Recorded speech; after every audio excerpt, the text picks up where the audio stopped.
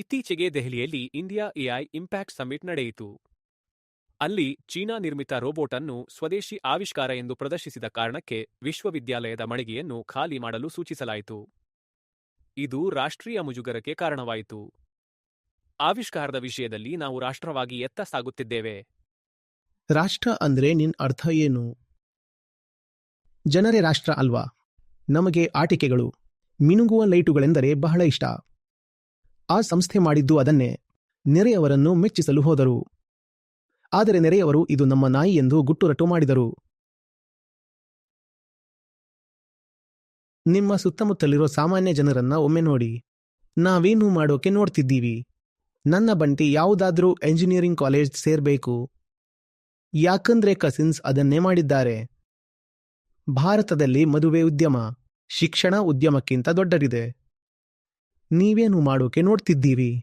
ಬರೀ ಮೆಚ್ಚಿಸೋಕೆ ಹೆಸ್ರ ಮುಂದೆ ಡಾಕ್ಟರ್ ಬೇಕು ಅಂತ ಫೇಕ್ PhD ಮಾಡ್ತೀರಿ. ಬರೀ ಮೆಚ್ಚಿಸೋಕೆನೆ. ನಾವು ಮಾಡೋ ಹೆಚ್ಚಿನ ಕೆಲಸ ಅಸಲಿತನಕ್ಕಿಂತ ಹೆಚ್ಚಾಗಿ ಬರೀ ಪ್ರದರ್ಶನಕ್ಕಷ್ಟೇ ಇರುತ್ತೆ. ಜನರು ಯಾವಾಗ್ಲೂ ಒಬ್ಬರನ್ನೊಬ್ಬರು ನೋಡ್ತಾ ಮೆಚ್ಚುಗೆ ಹುಡುಕೋ ಇಂತಹ ಸಂಸ್ಕೃತಿ ಅಸಲಿ ವ್ಯಕ್ತಿಗಳನ್ನ ಯಾವತ್ತೂ ಸೃಷ್ಟಿಸಲ್ಲ.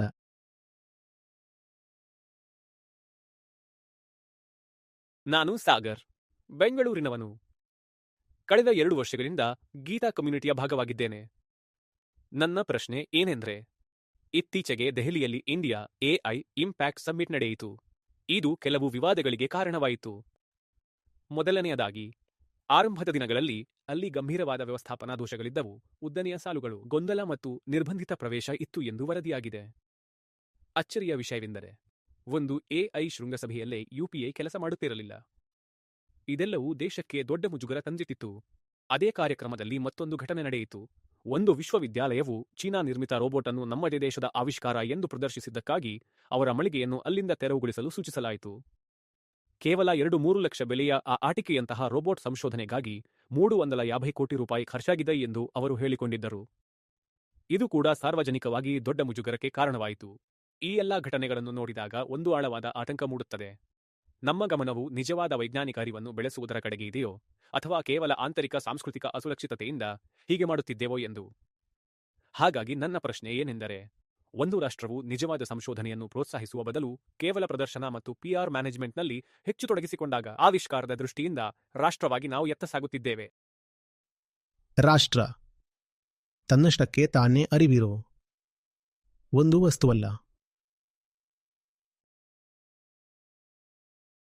ಅದಕ್ಕೆ ತನ್ನದೇ ಬಡಿತ, ಉಸಿರು, ಮಿರಿತ ಯಾವುದೂ ಇಲ್ಲ. ನೀವೇ ಈ ರಾಷ್ಟ್ರ. ಹಾಗಾಗಿ ರಾಷ್ಟ್ರಕ್ಕೆ ಅಸಲಿ ಸಂಶೋಧನೆಗಿಂತ ಹೆಚ್ಚಾಗಿ ಶೋಕಿ ಮತ್ತೆ PRನಲ್ಲಿ ಆಸಕ್ತಿ ಇದೆ ಅಂದ್ರೆ ನಿಜವಾಗಿಯೂ ಬೆರಳು ತೋರಿಸ್ತಿರೋದು.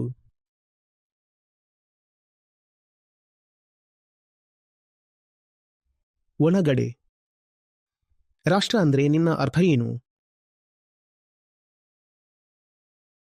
ಮರಗಳು, ರಸ್ತೆಗಳು, ಬೆಟ್ಟಗಳು ಅಥವಾ ನದಿಗಳ? ಜನರೇ ರಾಷ್ಟ್ರ ಅಲ್ವಾ? ಜನರ ಸಾಮೂಹಿಕ ಮನಸ್ಥಿತಿ.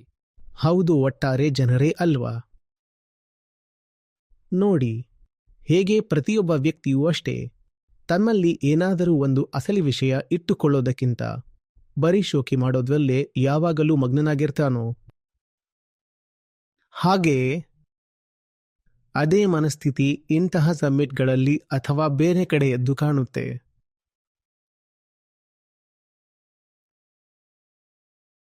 ಅದೇ ಒಬ್ಬ ಸಾಮಾನ್ಯ ಮನುಷ್ಯನ ಸ್ವಭಾವ. ಇದು ನನ್ನ ಹತ್ರ ಇರೋದು, ಇದು ಇರೋದು.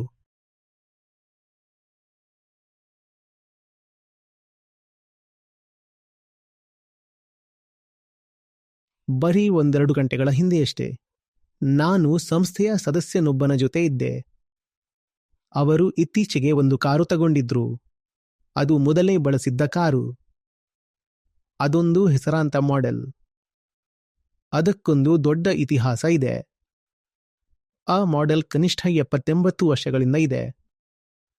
ಅದಕ್ಕೆ ನಾನವ್ರಿಗೆ ಹೇಳ್ದೆ, ನೀವು ಈ ಕಾರಿನ ಹಳೆಯ ಆವೃತ್ತಿಗಳನ್ನ ನೋಡಿಲ್ಲ ಅಂತ. ಅವುಗಳು ತುಂಬಾ ಗಟ್ಟಿಮುಟ್ಟಾಗಿದ್ವು. ನೋಡೋಕು ಬಹಳ ಚೆನ್ನಾಗಿದ್ವು. ಆದ್ರೆ ಅವು ಸೇಲ್ ಆಗ್ತಿರ್ಲಿಲ್ಲ. ಇದೊಂದು ಫಾರಿನ್ ಕಂಪನಿ. ಅದಕ್ಕೆ ಇವರು ಅದನ್ನು ಇಂಡಿಯನೈಸ್ ಮಾಡಿದ್ರು. ಈಗ ಆ ಕಾರು ಹೊರಗಡೆ ನೋಡೋಕೆ ಹೊಳೆಯುತ್ತಿರುತ್ತೆ, ಆದ್ರೆ ಒಳಗಡೆ ಬರೀ ಕಳಪೆ. ಆದ್ರೂ ಚೆನ್ನಾಗಿ ಸೇಲ್ ಆಗುತ್ತೆ. ಅಸಲಿಗೆ ಕಾರ್ ಸೈಜ್ ಕೂಡ ಈಗ ಕಮ್ಮಿ ಮಾಡಿದ್ದಾರೆ. ಅದರ ಮೂಲ ಗಾತ್ರವನ್ನ ಕಡಿಮೆ ಮಾಡಿದ್ದಾರೆ, ತೂಕನೂ ಕಮ್ಮಿ ಮಾಡಿದ್ದಾರೆ. ಸುರಕ್ಷತೆಯನ್ನ ಬಹುಶಃ ಕಾಂಪ್ರಮೈಸ್ ಮಾಡಿರಬಹುದು, ಆದ್ರೆ ಈಗ ಅದು ಚೆನ್ನಾಗಿ ಮಾರಾಟ ಆಗ್ತಿದೆ.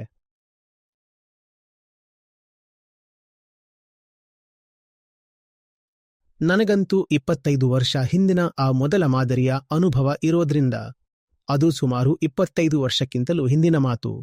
ಹಾಗಾಗಿ ಹಳೇದು ಹೇಗಿತ್ತು ಮತ್ತೆ ಇವತ್ತಿನ ಮಾಡೆಲ್ ಹೇಗಿದೆ ಅನ್ನೋದು ನನಗೆ ಚೆನ್ನಾಗಿ ಗೊತ್ತು.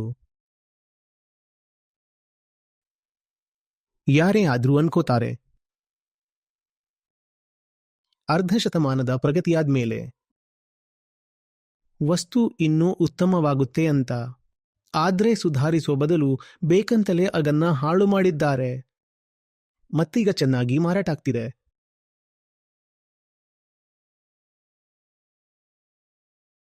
ಹೊರಗಡೆ ಹೊಳೆಯುತ್ತೆ.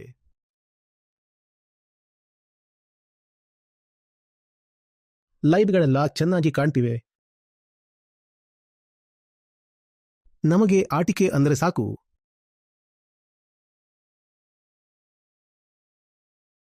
ಟ್ವಿಂಕಲ್ ಟ್ವಿಂಕಲ್ ಲಿಟಲ್ ಸ್ಟಾರ್, ಎಲ್ಲ ಕಡೆ ಮಿನುಗೋ ದೀಪಗಳು. ನೆರೆಯವರನ್ನ ಮೆಚ್ಚಿಸೋಕೆ ಬಣ್ಣದ ದೀಪಗಳು. ಆ ಸಂಸ್ಥೆ ಮಾಡಿದ್ದು ಅದೇ. ಪಕ್ಕದವರನ್ನ ಮೆಚ್ಚಿಸೋಕೆ ಹೋದ್ರು, ಆದ್ರೆ ಅವರು ಗುಟ್ಟು ರಟ್ಟು ಮಾಡಿದ್ರು.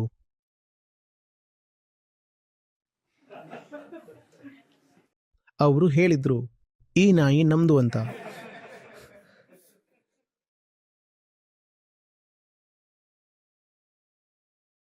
ನಿಮ್ಮ ಸುತ್ತಮುತ್ತಲಿರೋ ಸಾಮಾನ್ಯರನ್ನ ಒಮ್ಮೆ ನೋಡಿ. ನಾವೇನು ಮಾಡೋಕೆ ನೋಡ್ತಿದ್ದೀವಿ?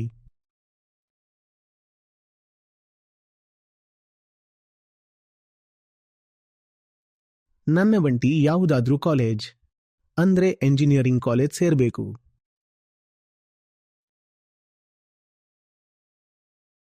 ಯಾಕಂದ್ರೆ ಕಸಿನ್ಸ್ ಅದನ್ನೇ ಮಾಡಿದ್ದಾರೆ.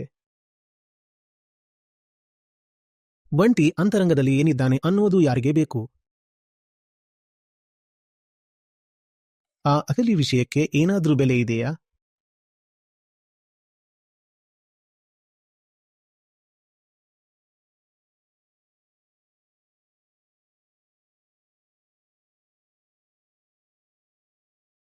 ನಮಗೆ ಬೇಕಿರೋದು ಬರೀ ಹೊರಗಿನ ರೂಪ ಅಷ್ಟೇ.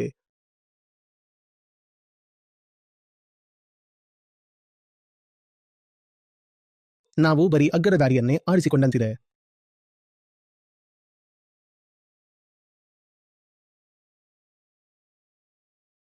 ಒಂದು ಯುದ್ಧ ವಿಮಾನದ ಬೆಲೆ ಎಷ್ಟಿರಬಹುದು ಅಂತ ಯೋಚಿಸಿ. 2,000 ಕೋಟಿ, 5,000 ಕೋಟಿ, ಎಷ್ಟು ಶಕ್ತಿ ಇದೆ ಅನ್ನೋದರ ಮೇಲೆ ನಿರ್ಧಾರ. ಆದ್ರೆ ಅದೇ ವಿಮಾನದ ಬರೀ ಖಾಲಿ ಮಾಡೆಲ್ ಬೆಲೆ ಎಷ್ಟಿರಬಹುದು? ಏನಿಲ್ಲ. ಒಂದ್ ವೇಳೆ ಬರೀ ಜನರಿಗೆ ತೋರಿಸೋಕೆ ಅಥವಾ ಮೆಚ್ಚಿಸೋಕೆ ಅಂದ್ರೆ ಅಸಲಿ ತರ ಇರೋ ಮಾಡೆಲ್ ಅನ್ನು ಬರೀ 1% ಬೆಲೆಗೆ ಮಾಡಬಹುದು. ನಾವು ಆರಿಸಿಕೊಂಡಿರೋದು ಇದನ್ನೇ. ಇದು ಹಾರಲ್ಲ, ಬಾಂಬ್ ಹಾಕಲ್ಲ, ಬರೀ ಮೆಚ್ಚಿಸೋಕೆ ಮಾತ್ರ. ಭಾರತದಲ್ಲಿ ಮದುವೆ ಉದ್ಯಮ ಶಿಕ್ಷಣ ಉದ್ಯಮಕ್ಕಿಂತ ಬಹಳ ದೊಡ್ಡದಿದೆ. ನೀವೇನು ಮಾಡೋಕೆ ನೋಡ್ತಿದ್ದೀರಿ? ಮೆಚ್ಚಿಸೋಕೆ. ಸಣ್ಣ ಪಟ್ಟಣಗಳಿಗೆ ಹೋಗಿ, ಅಲ್ಲಿ ಲೈಬ್ರರಿಗಳಿಲ್ಲ, ಆದ್ರೆ 10 ಬ್ಯಾಂಕ್ವೆಟ್ ಹಾಲ್ಗಳಿವೆ. ಏನ್ ಮಾಡೋಕೆ ನೋಡ್ತಿದ್ದೀರಾ? ಬರೀ ಇಂಪ್ರೆಸ್.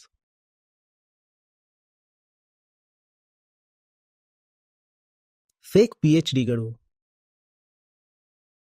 ಹೆಸರು ಮುಂದೆ ಡಾಕ್ಟರ್ ಬೇಕು ಅಂತ.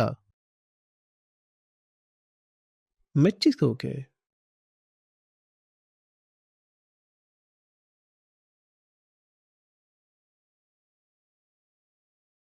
ನಾವು ಮಾಡೋ ಹೆಚ್ಚಿನ ಕೆಲಸ ಅಸಲಿತನಕ್ಕಿಂತ ಹೆಚ್ಚಾಗಿ ಬರೀ ಪ್ರದರ್ಶನಕ್ಕಷ್ಟೇ ಇರುತ್ತೆ.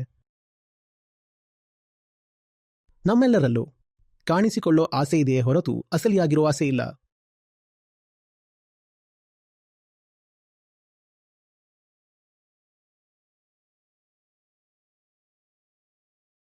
ದೇಶವನ್ನ ದೂಷಿಸಬೇಡಿ. ಇದೆಲ್ಲ ನಮ್ಮ ಬಗ್ಗೆ, ಅಂದ್ರೆ ಈ ದೇಶದ ಜನರ ಬಗ್ಗೆ.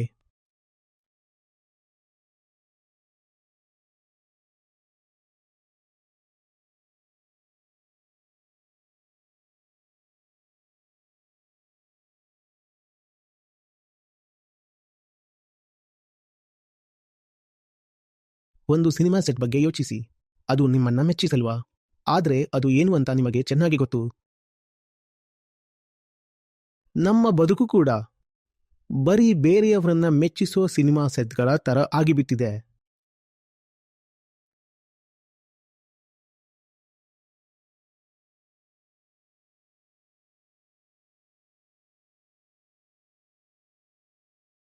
ಭಾರತದ ಪ್ರತಿ ವ್ಯಕ್ತಿ ಆದಾಯ ನಮಗೆ ಗೊತ್ತು. ಅಸಲಿ ಅಥವಾ ಉಪಯುಕ್ತ ವಸ್ತುಗಳ ವಿಷಯಕ್ಕೆ ಬಂದರೆ ಭಾರತ ದೊಡ್ಡ ಮಾರುಕಟ್ಟೆಯೇ ಅಲ್ಲ. ಆದರೆ ಈ ರೀಲ್ಸ್ ಮತ್ತು ಇನ್ಸ್ಟಾಗ್ರಾಮ್ ಅಂತಹ ವಿಷಯಗಳಲ್ಲಿ ಭಾರತ ಬಹುಶಃ ಜಗತ್ತಿನ ಅತಿ ದೊಡ್ಡ ಮಾರುಕಟ್ಟೆ.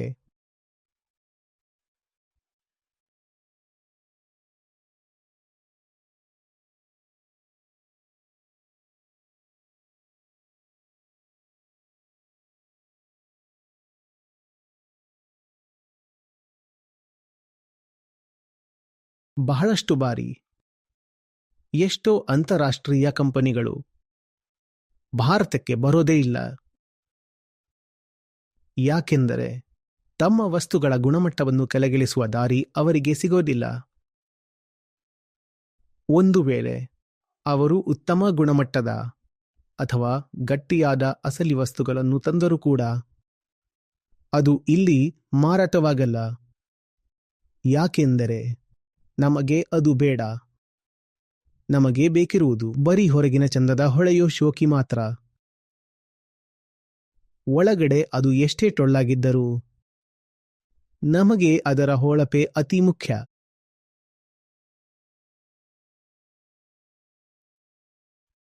ಮೊದಲಿಗೆ ನಮಗೆ ಬೇಕಿರುವುದು ಅಂತರಂಗದ ಪ್ರಾಮಾಣಿಕತೆಯನ್ನು ಬೆಳೆಸುವ ಸಂಸ್ಕೃತಿ. ಜನರು ಯಾವಾಗಲೂ ಒಬ್ಬರನ್ನೊಬ್ಬರು ನೋಡಿ ಮೆಚ್ಚುಗೆ ಹುಡುಕುವ ಇಂತಹ ಸಂಸ್ಕೃತಿಯಲ್ಲಿ ಅಸಲಿ ವ್ಯಕ್ತಿಗಳು ಸೃಷ್ಟಿಯಾಗಲು ಸಾಧ್ಯವೇ ಇಲ್ಲ.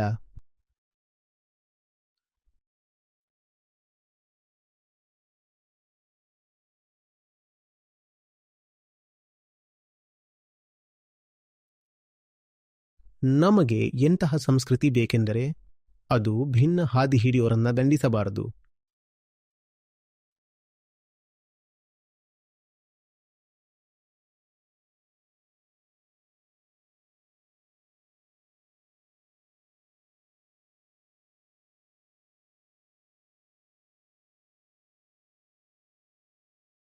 ಯಾವಾಗ ಇಡೀ ವಿಷಯವೇ ಒಳಗಿಂದ ಟೊಳ್ಳಾಗಿದೆಯೋ ಆಗ ಆ ದಾರಿ ಬಿಟ್ಟು ಹೊರಬರುವುದೇ ಮುಖ್ಯ ಅಲ್ವಾ? ಅದಕ್ಕೆ ನಮಗೆ ಭಿನ್ನವಾಗಿರೋರು ಬೇಕು. ನಮಗೆ ಬಂಡಾಯಗಾರರು ಬೇಕು. ಸುಳ್ಳನ್ನ ಬಯಲು ಮಾಡೋರು ಬೇಕು. ಮತ್ತೆ ಸರ್, ಈ ಮೆಚ್ಚಿಸೋ ಶೋಕಿ ಬಗ್ಗೆ ಬೇರೆಯವರಿಗೆ ಗೊತ್ತಿಲ್ಲ ಅಂತಿಲ್ಲ.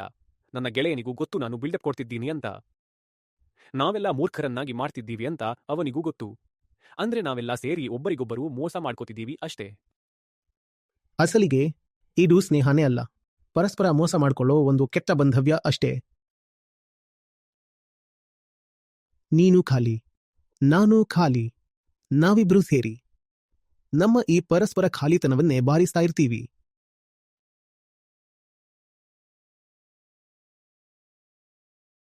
ನಮ್ಮ ಈ ಖಾಲಿತನ ಪರಸ್ಪರ ಹೊಂದಾಣಿಕೆಯಾಗುತ್ತೆ. ಅಸಲಿಗೆ ಇದೇ ನಮ್ಮ ಸ್ನೇಹದ ಬುನಾದಿ. ಆದ್ರೆ ನೀನೇನಾದ್ರೂ ಪ್ರಾಮಾಣಿಕನಾಗಿ ಬಿಟ್ರೆ ನಂಗೆ ನಿನ್ನನ್ನ ಕಂಡ್ರೆ ಭಯ ಆಗುತ್ತೆ. ಯಾಕಂದ್ರೆ ನೀನು ನನ್ ಬಣ್ಣ ಬಯಲು ಮಾಡ್ತೀಯ. ಅದಕ್ಕೆ ನಾನ್ ನಿನ್ನಿಂದ ದೂರಾನೇ ಇರ್ತೀನಿ.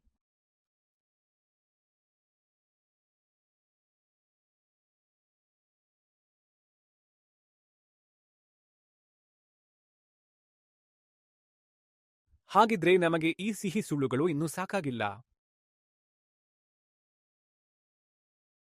ಇಲ್ಲಿ ಯಾವತ್ತೂ ಮಾರುಕಟ್ಟೆಯಲ್ಲಿ ಸಿಗದ ವಸ್ತು ಅಂದ್ರೆ ಅದು ಕನ್ನಡಿ.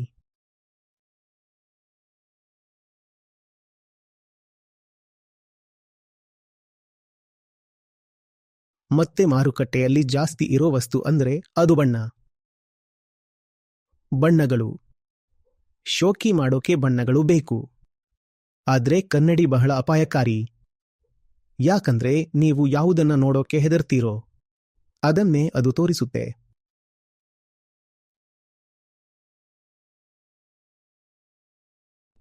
ಕನ್ನಡಿ. ನಾವು ನಿಜವಾಗಲು ಯಾರು ಅನ್ನೋದನ್ನ ಬಯಲು ಮಾಡುತ್ತೆ. ಈಗ